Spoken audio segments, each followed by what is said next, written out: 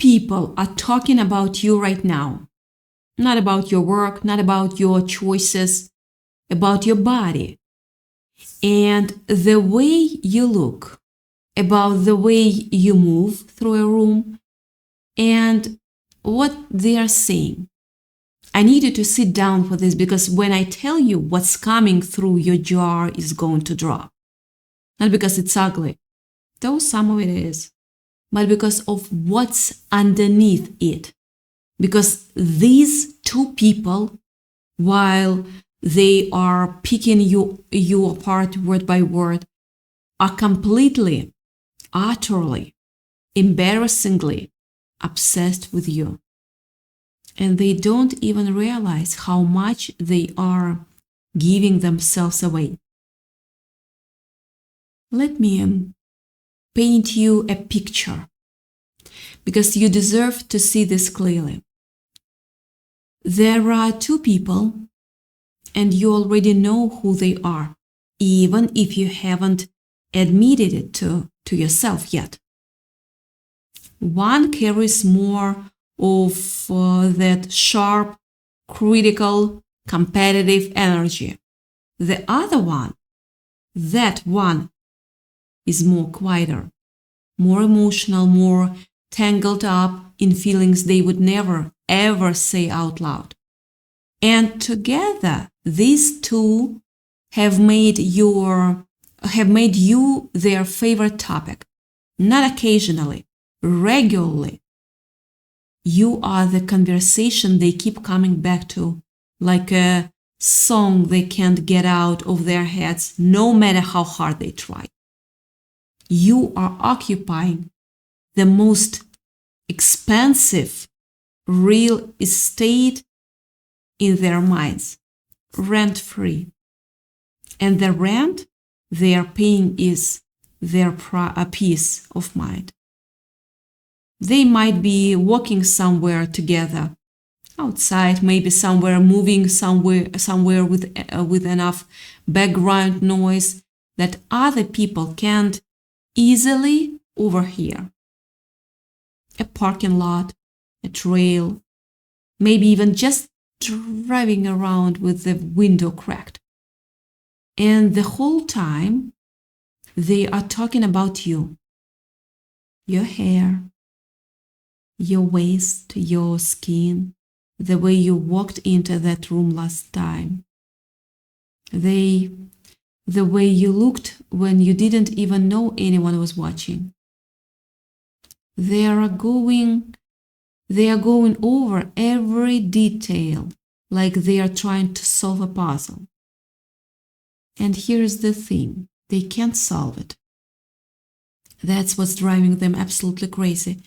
Because what they are actually looking for isn't a flaw. They are looking for the blueprint. They are trying to figure out how you do it, how you carry yourself the way you do, how you walk into a space and something shifts. And they keep coming back to your physical appearance. Because that's the only thing they can point to. That's the only tangible thing they can grab onto and discuss out loud without admitting what they're really feeling. So they talk about your body. They talk about your looks. And the tone of it, the tone is what would shock you. It is not just critical. It's desperate. It's two people grasping for something they can't name. They can't even name. Now, here is where it gets interesting. And this is where science meets spirituality in a way that will set you free. Imagine walking into a fun house at a carnival. You look into a mirror and it shows you someone unrecognizable, distorted, out of proportion, and strange, of course. You wouldn't look at that glass and cry, "That's me." You'd laugh because you know the mirror is somehow broken. And here is the specific scientific actually truth that will leave you speechless. Their words and their judgments of your body are exactly like that broken mirror.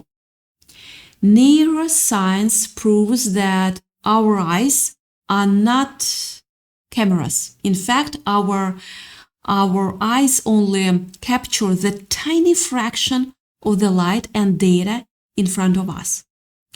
Most of what we see is actually a controlled hallucination created by our brain. It's called predictive processing. Because the brain gets so little information from the eyes, it fills in the gaps using its own past experience, our brain, its own insecurities, its own bitterness.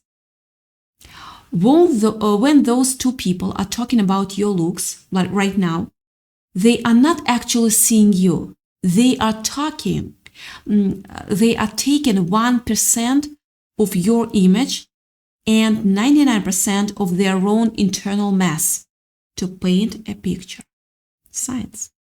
They are looking at a low-resolution stretch colored by their own shadows.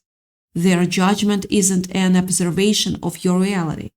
It's a confession of their own mental distortion.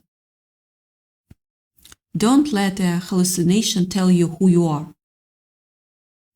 The sharper of the two, the one with the critical edge, they have had things to say about your body specifically, whether it's your weight, your waist, your size, something about the physical way you exist in the world. There might have been some real cruelty in the words, some fat shaming energy, or the opposite, something about how you've changed, how your body has shifted, and they don't like what that shift represents. Because what that shift represents is that you got through something. You healed from something. You survived from something they expected to slow you way down. And you did slow down. That part's real. There was a period, maybe health stuff, maybe low energy, maybe something that kept you quieter and smaller for a while. And they noticed it. They noticed. And in that noticing, some part of them relaxed. Some part of them thought, okay, good. Now things make sense again. Now the playing field feels level.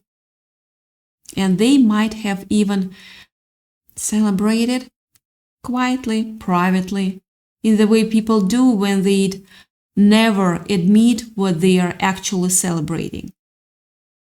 They were hoping you'd stay in that smaller, more contained version because that version of you made them feel comfortable. They are desperately trying to count your flaws because they simply cannot handle the intensity of your inner shine. A dimmer light doesn't hurt their eyes, but you were never meant to be dim. Never. But then you started moving again, and that is what broke them open.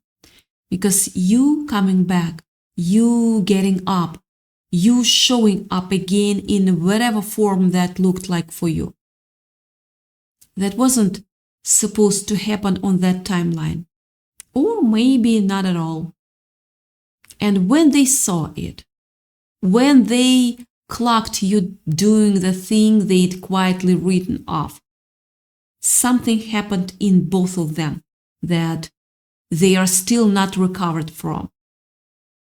The sharper one got competitive, got loud inside, got almost frantic in that quiet, controlled way that competitive people get when they realize the game that they thought they were winning is still very much being played.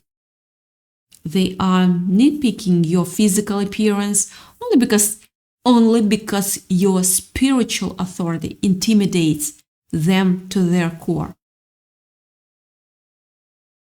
And the other one, the more emotional one, that one felt something in their chest they cannot explain. Their heart actually responds when your name comes up. Their pulse changes, and they are furious about that, by the way. Absolutely furious. Here is what I want you to really feel, because this is the part that matters most. Their words are not a reflection of your physical worth. No, they are a public confession of their own private character. Every time they speak, they are handing you a mirror that shows you their face, not yours. They are talking about your body as though your body is the thing that makes you powerful, as though if they can find the right words for what's wrong with it, they will naturalize you somehow. But they can't. Because what's making them lose their minds has nothing to do with whether you are a size 2 or size 22, whether your hair is long or short, whether your jawline is sharp or soft. It's your energy. It's the quality of your presence. Is this thing that, I'm speechless, that radiates off you, that you probably don't even see in yourself right now. That thing that makes people feel you when you walk into a room before they have even consciously registered that you are here, that you are there. And you cannot copy that. You cannot replicate it. You cannot reverse engineer it. They are trying anyway, but they are coming up empty every single time. And the frustration of that is making them messier and louder and more obvious in ways they are not aware of. You were created to be a one-of-a-kind masterpiece, not a carbon copy of their limited and boring expectations. The Creator did not consult with them or ask for their opinion when He designed the masterpiece that is your soul and its vessel. So why would you consult with them now? Let me tell you something about the more emotional one. This person has feelings for you that they are absolutely not handling well. Not just attraction, something more complicated than that. Something that lives in that weird space between fascination and longing and resentment. Not between, among. They want to be near your energy. They might even want to be you in some way, or be the person you are close to, or just orbit close enough to feel whatever it is you put out. And when your name comes up in that conversation, something happens in their body that they immediately try to manage, immediately try to contain. They go along with the criticism because going along is safer. Because agreeing with the sharp words about your body is the only way to stay in that conversation without revealing how much they actually can't stop thinking about you. That's the burden they are carrying right now. That weight, that contradiction. They are still with feelings they'd rather cut out of themselves than acknowledge. And the only release valve they have is these conversations where they can talk about you in a way that feels disguised as something else. You are the main character they cannot stop watching, even when they pretend to look away in disgust. They are only talking behind your back because you are already miles ahead of them on the path of evolution.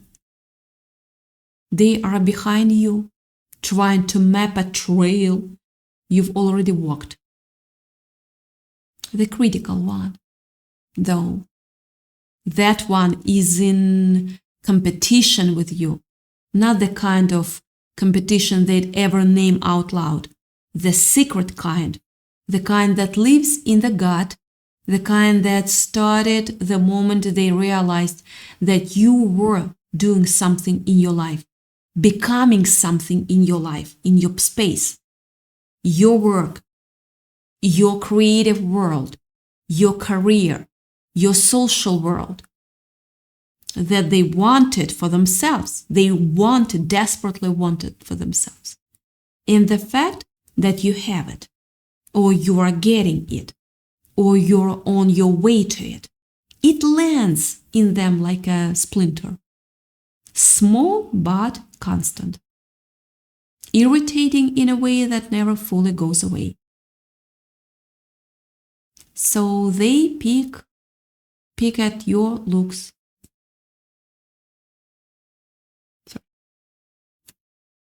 Because if they can make you a little less in their own mind, the gap between where you are and where they are shrinks a little. It's not conscious.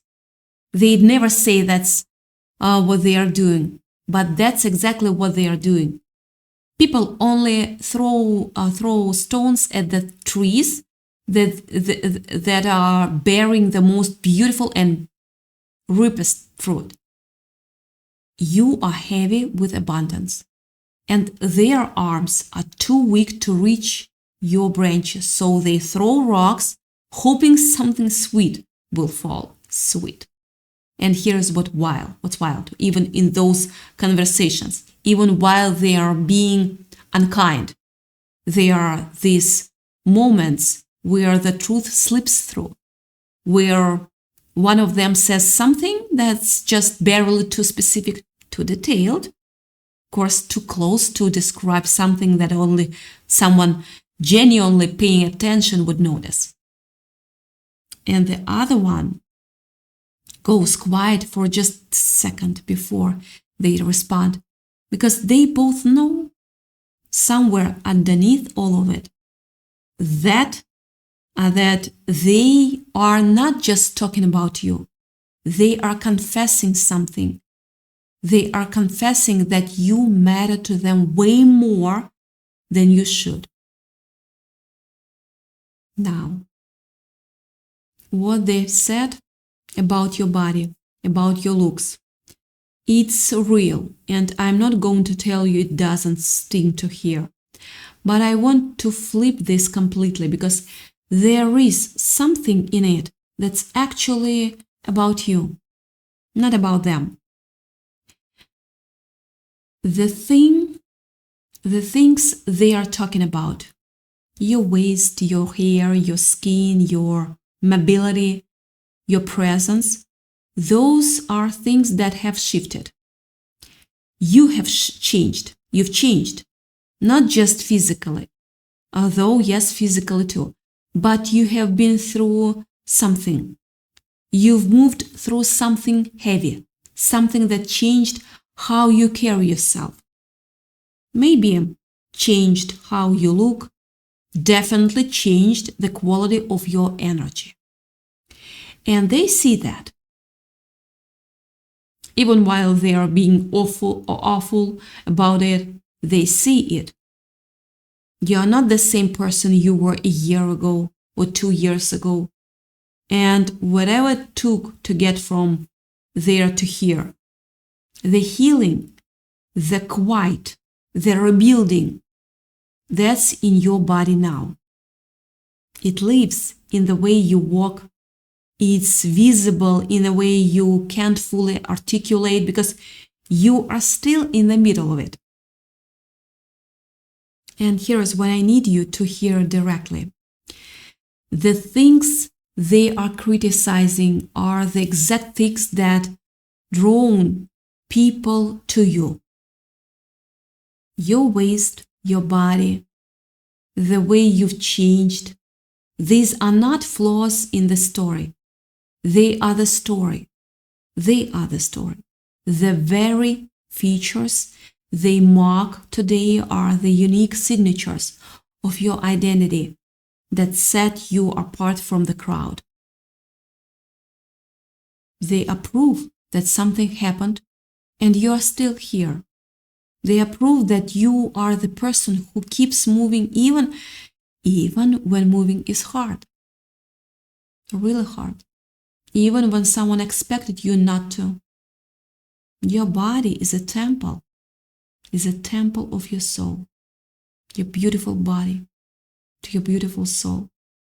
But their gossip is nothing more than temporary graffiti on the outside walls.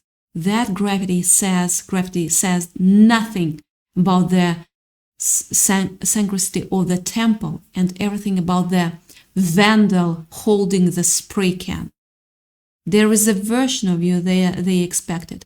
Smaller, quieter, more contained, more manageable, less whatever it is you're becoming.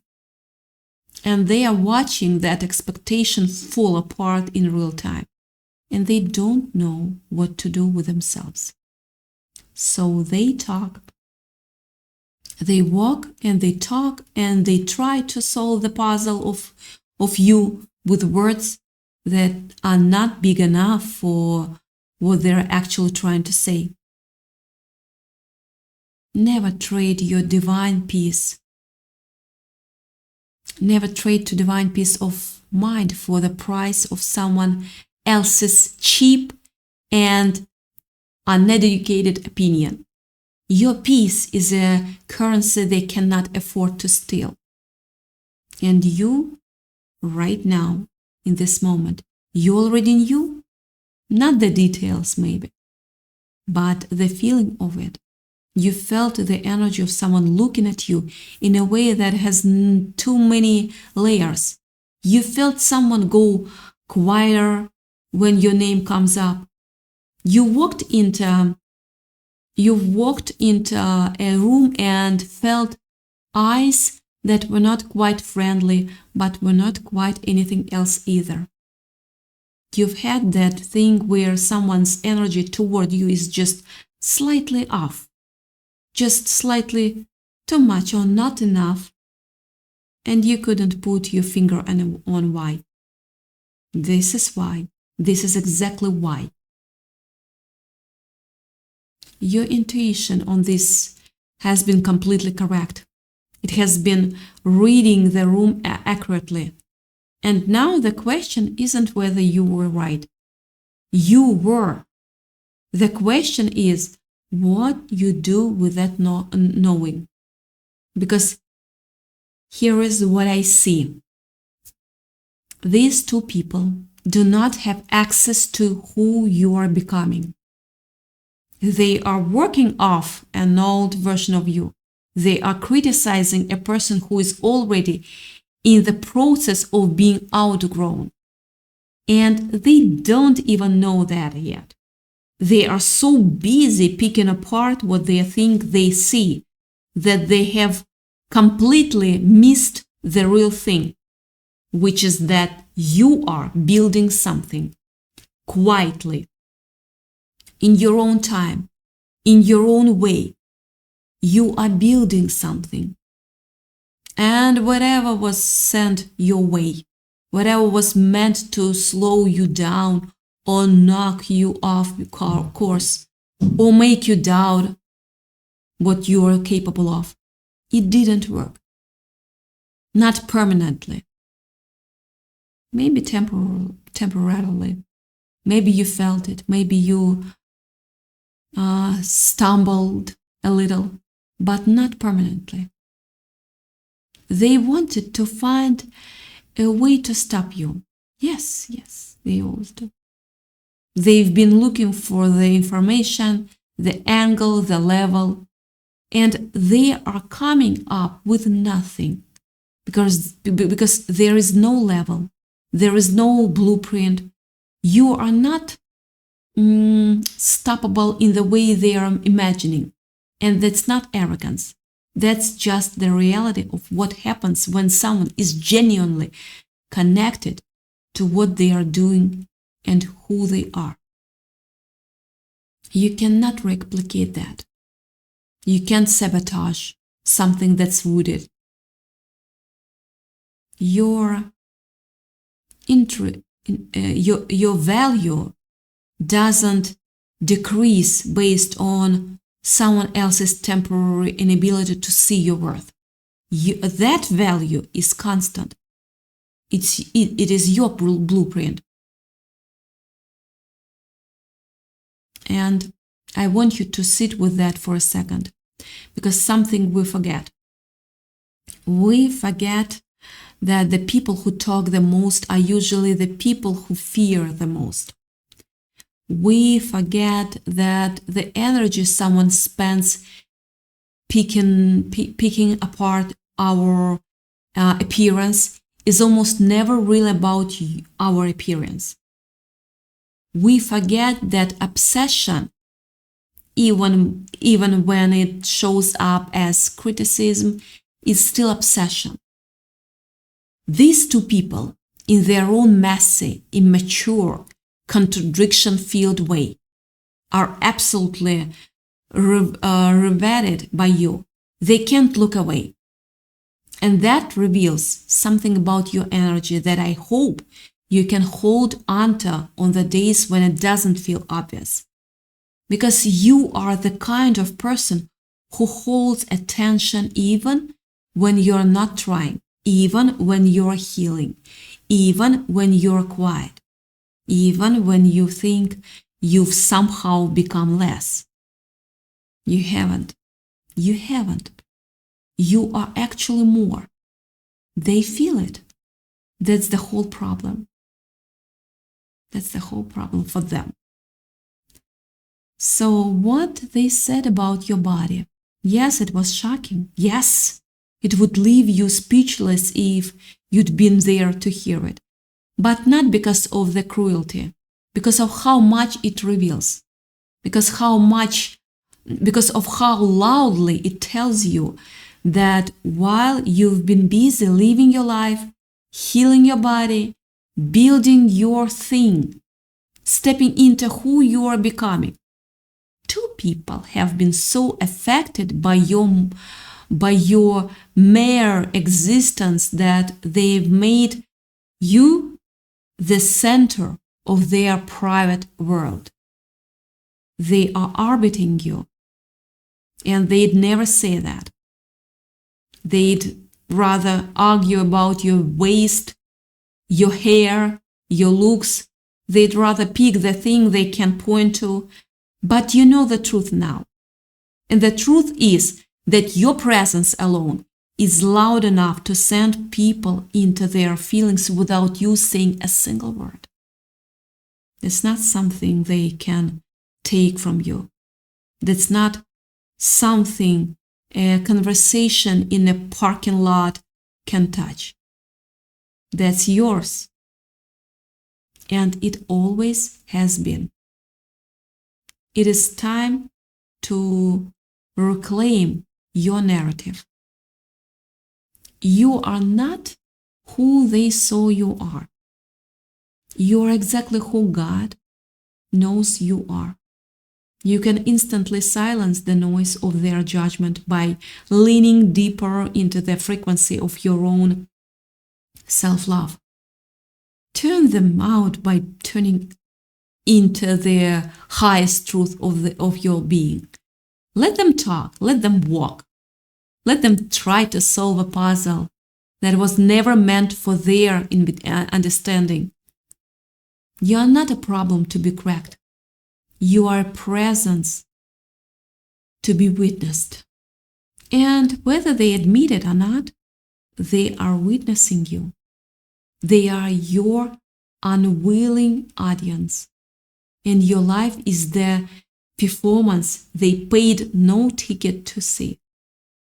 So give them a show of moving on, a show of rising higher, a show of becoming so fully, unapologetically yourself that their distorted funhouse mirror shatters under the pressure of your light. Let them choke on the dust of your becoming. You're not who they say you are. You never were. And the only words that matter are the ones you speak over yourself. That's it, period.